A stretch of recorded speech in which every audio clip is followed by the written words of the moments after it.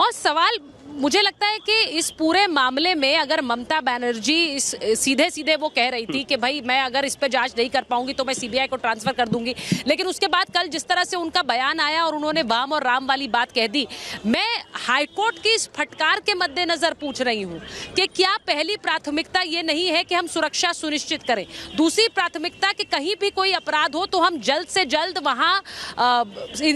वहां पर अपराधियों को पकड़ने की पूरी कोशिश और पूरा दम लगा दें, क्योंकि आज स्वास्थ्य मंत्रालय को यह कहना पड़ा है कि 6 घंटे के अंदर अगर कोई अपराध मेडिकल कर्मचारियों के साथ होता है तो एफआईआर संस्थान कराएगा। इसका क्या मतलब है शाइना जी? अगर ये स्वास्थ्य मंत्रालय को आज डायरेक्टिव्स देने पड़े हैं, ये निर्देश देने पड़े हैं कि 6 घंटे के अंदर आप एफआईआर कराइए।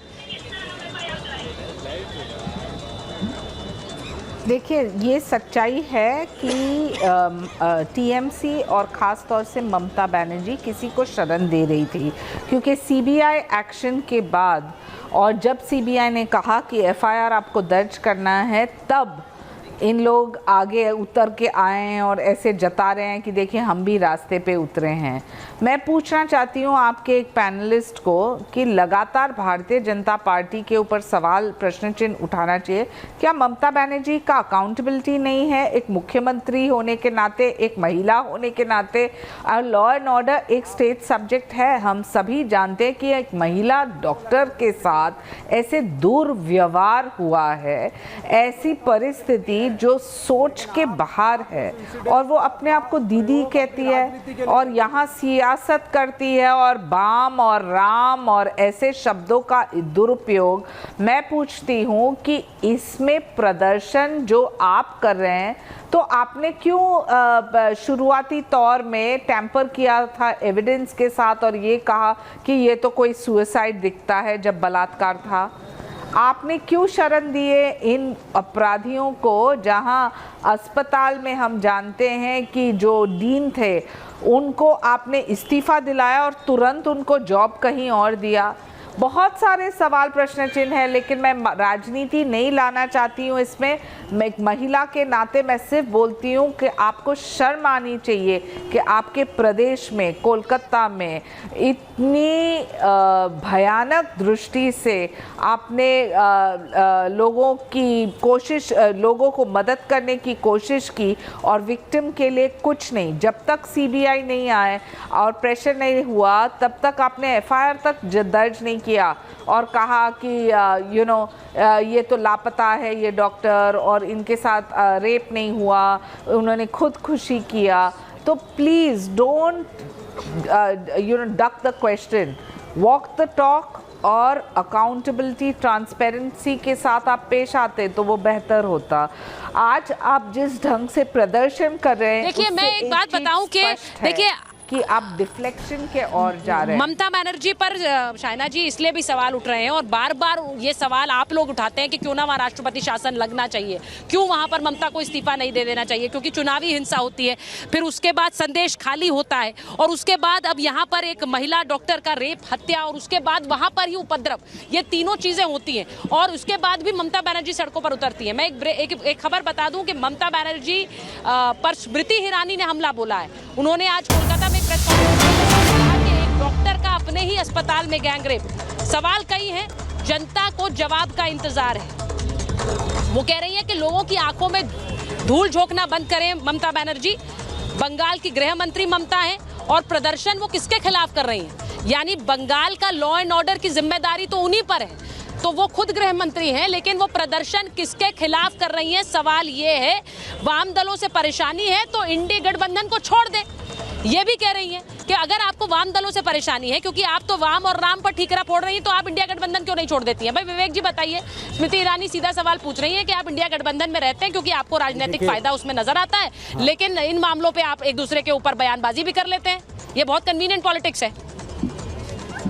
नहीं, लॉ एंड ऑर्डर नहीं, कोई कन्वीनियंट पॉलिटिक्स नहीं है। ट्रेडिशनली ये रहा है, केरल में हम लोग लड़ते आए हैं कांग्रेस से, लेकिन केंद्र में हमने मिलकर सरकारें बनाई है। यूपीए 1 में आपने देखा था 65 मेंबर पार्लियामेंट लेफ्ट के थे, हमने मनमोहन सिंह की सरकार को समर्थन दिया था। दूसरी बात, लॉ एंड ऑर्डर पे कोई कॉम्प्रोमाइज। तो ममता बनर्जी के साथ थोड़ी सरकार बनाई आपने, उनके खिलाफ सड़कों पर उतर जाइए। अरे मैम, हमने वो कोई बात नहीं, ठीक है, हम तो उतरे सड़क पे, क्यों नहीं उतरे? बिल्कुल उतरे। अगर वो गलत है, गलत है, जो गलत आप अकेले उतरे हैं, इंडिया गठबंधन नहीं उतरा है। सवाल इंडिया गठबंधन का है। नहीं, कांग्रेस, सवाल आपका थोड़ा ही अकेले। अधीर रंजन चौधरी भी उतरे हैं, ऐसा नहीं है, कांग्रेस के लोग भी उतरे हैं। हाँ, तो हम तो उतरे। अब देखिए, जिसका स्टेक है उस राज्य में, किसका स्टेक है उस राज्य के अंदर? स्टेक है लेफ्ट का, कांग्रेस का, बीजेपी का, तृणमूल का। 4 दलों की राजनीति है, तो एक के अगेंस्ट हम तो कह रहे हैं कि बीजेपी भी उतरी तो हम भी उतरे, तो सबने हल्ला मचाया। जो गलत है गलत है, लेकिन इसका राजनीतिक फायदा उठाना गलत है।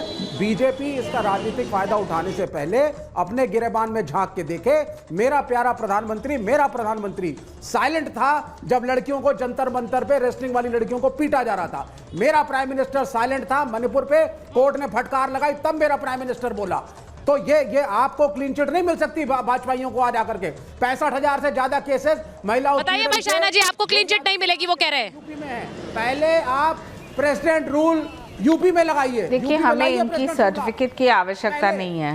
फिर बात करिए। नहीं सर, विवेक जी वो मत कहिए, यूपी वाली बात मत कहिए, क्योंकि वहां पर तो आप लोगों का खुद का हल्का हाथ है। क्योंकि वहां पर अगर आरोपी समाजवादी पार्टी से जुड़े नहीं होते तो आप लोगों ने अभी तक बहुत हल्ला कर दिया होता। मैं कहता हूँ, आपने अभी तक हल्ला ही नहीं किया। यूपी में तो आपने हल्ला, आपको मैं कह रही हूँ, बार बार कह रही हूँ, करना चाहिए। समाजवादी पार्टी ने करके जेल में डालिए, जिसकी मर्जी सरकार हो। नहीं, आप वहाँ पर बचा रहे हैं क्योंकि वहाँ पर सपा के लोग पीछे उन घटनाओं के पीछे थे। गलत है, आप पकड़ के जेल में डालिए। ठीक है, शाइना जी बताइए। शाइना जी वो कह रहे हैं आप लोग अपने हिसाब से काम करते हैं, जहाँ पर आपको लगता है कि आप नहीं उठाना चाहते, आप नहीं बोलते हैं। बिल्कुल नहीं। देखिए, मुझे लगता है निर्भया कांड के बाद शायद इतना दुखद हादसा हुआ है कोलकाता में, और वहाँ आप शरण दे रहे हैं ममता बनर्जी को, जिन्होंने इस मुद्दे को ऐसे नकारा जैसे कि अपराध हुआ ही नहीं। शुरुआती तौर में ये कहना कि सुसाइड है, वो लापता है। एक मिनट सर, उत्तर प्रदेश की जो सवाल आपने जो सवाल उठाया, उत्तर प्रदेश में हकीकत ये है कि समाजवादी पार्टी किसको क्यों शरण दे रहे हैं और किसका हाथ है इस कांड में, उसके ऊपर आप टिप्पणी नहीं करेंगे। देखिए, ये पॉलिटिक्स ऑफ कन्वीनियंस होता है, जहां एक तरफ आप कुछ बोलेंगे, दूसरे तरफ कुछ। यहाँ सच्चाई ये है कि ये एक टोटल फेलियर है टीएमसी गवर्नमेंट का, ममता बनर्जी का, और किसने शरण दिया इन लोगों को और किसने शरण दिया एडमिनिस्ट्रेशन को। जब तक सीबीआई नहीं आए इस केस में आगे बढ़ने का कोई सवाल ही नहीं था। तो स्वाभाविक रूप से प्रेसिडेंट्स रूल की बात करेंगे, स्वाभाविक रूप से ये मांग करेंगे, क्योंकि यहाँ ममता बनर्जी खुद वहाँ मोर्चा कर रही है। मोर्चा किसके प्रति? उनके प्रति। मुझे बताएं, मुख्यमंत्री अपने प्रति एक मोर्चा लेके आंदोलन कर रही है, अपने शासन के प्रति एक आंदोलन कर रही है, अपने पुलिस के प्रति एक आंदोलन कर रही है। तो ये total failure of law and order है या नहीं?